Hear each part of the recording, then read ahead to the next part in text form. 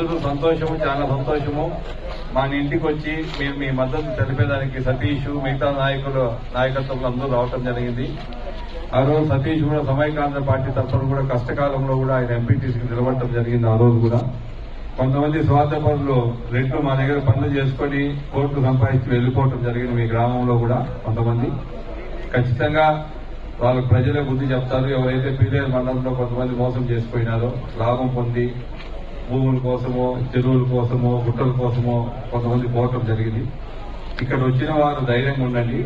ఏ ఇబ్బంది వచ్చినా కూడా అర్ధరాత్రైనా పలకతాం. మేమంతా కూడా మేము కానీ మీరు కానీ సతీష్ కానీ అందరూ ఉండే నాయకులు అందరం కూడా సొంత కుటుంబంలా ఉన్నాం. అధికారం అనేది ఎప్పుడు పర్మనెంట్ ఉండదు. అధికారం వస్తా ఉంటుంది పోతా ఉంటుంది. కొంతమందికి పీలేరు ఏమంటే జీవితాంతం అధికారం కావాలి. వాళ్ళకు ఏ పార్టీ రూలింగ్ వస్తే ఆ పార్టీకి పోవాలా, దాన్ని వ్యభిచారం అంటారు. ఈ పెద్ద నాయకుల దగ్గర గురించి నేను చెప్తా ఉంటాను. కాబట్టి దయచేసి మీరు సంతోషంగా సొంతం ఇల్లుది అర్ధరాత్రి అయినా మీకు పలకతా. ఖచ్చితంగా మన పైన ఎక్కువ కాన్సన్ట్రేషన్ ఉంటుంది. వెదిరెడ్డి రామచంద్రారెడ్డి, మిథున్ రెడ్డి దాని లేని అరాజకాల గురించి కానీ, ఇసుక కానీ, మైన్స్ కానీ, భూములు కానీ, లిక్కర్లో వేల కోట్లు సంపాదించడం జరిగింది. ప్రజలపై ఏమంటే ఏదో ఆ రోజు డబ్బు ఇచ్చి కొనుక్కోవచ్చు, ప్రజలు అడిగిపోతారు అని రాదు ధైర్యం. ఆ రోజు 4,000 3,000 డబ్బు ఇచ్చి కొనుక్కోవచ్చు లేదు అడిగిపోతారనే ధైర్యంతోనే ప్రజలను పట్టించుకోవాలి రాష్ట్ర ప్రభుత్వం. జగన్మోహన్ రెడ్డి కానీ, మిథున్ రెడ్డి కానీ, పెద్దిరెడ్డి కానీ. ఈ మొన్నటి వరకు ఏం చెప్పి మాకు అధికారం లేదు ముందంతా, కాబట్టి మాకు అధికారం వస్తే మీకు అరచేతుల వైకుంఠం చూపిస్తామని చెప్పి మిథున్ రెడ్డి, పెద్దిరెడ్డి వీళ్ళందరూ చింత రామచంద్ర అంత 5 ఏళ్ళు అధికారం ఇచ్చినారు. మోసపోయినారు. వసూరు అవకాశం ఏదో జగన్మోహన్ రెడ్డికి అడిగిన దానికి రాజశేఖర రెడ్డి పైన గౌరవంతో ఇచ్చినారు ప్రజలు. ఈ రోజు వాళ్ళ స్వార్థం తప్ప వాళ్ళు వేల కోట్లు సంపాదించింది తప్ప వైసీపీ కార్యకర్తలు కూడా ఎవరు సంపాదించుకునేది లేదు. గ్రామాల్లో రోడ్లు కానీ, బ్రిడ్జిలు కానీ, సిమెంట్ రోడ్లు ఆ రోజు మీరంతా కూడా గ్రామ నాయకులు సతీష్ కానీ మీరంతా మమ్మల్ని వచ్చి అడిగితే మీకు ఏం కావాలంటే అది సిమెంట్ రోడ్లు, బ్రిడ్జి, తార్ రోడ్లు, కోర్టు భూములు అయినాయి, విలువైనాయి. ఆ బ్రిడ్జ్ ఎక్కడంటే ఈ రోజు మొన్న వాళ్ళు వచ్చినప్పుడు ఏం పరిస్థితితో చెప్పండి. మా కోరిక ఏమంటే, మా రిక్వెస్ట్ ఏమంటే, ఇంత 35 ఏళ్ళ నుంచి నేను పీలేరు మాకు 2009 నుంచి వచ్చింది. 2009, 14, 19 3 ఎలక్షన్ల నుంచే మాకు పీలేరు ఉండేది. ముందంతా కూడా పీలేరు వేరేగా ఉండేది. మేము వాయిదాడుకున్నాం. ఇప్పుడు ఇంత 5 ఏళ్లలోనే మేము అభివృద్ధి చేసినాం.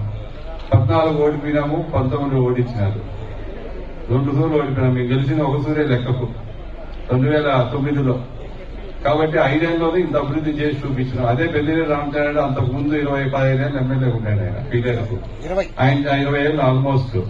ఆయన చేసింది ఏమీ లేదు. పల్లెల్లో భార్యాభర్తలకు రంపులు పెడతారు, అన్నదమ్ములకు రంపులు పెట్టమంటే పెడతారు. వాళ్ళ ఉద్దేశం అది.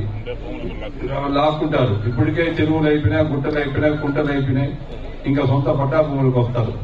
నెక్స్ట్ ఇప్పుడే ఆల్రెడీ ముఖ్యమంత్రి గారు మీ పాస్బుక్ పైన కూడా ఆయన బొమ్మలు వేసుకున్నాడు. మీ పాస్బుక్ మా పాస్బుక్ పైన కూడా మా తాతగారు సంపాదించిన, మా నాన్నగారు ఇచ్చిన భూముల పైన ఆల్రెడీ ఆయన బొమ్మలు వేసుకున్నాడు.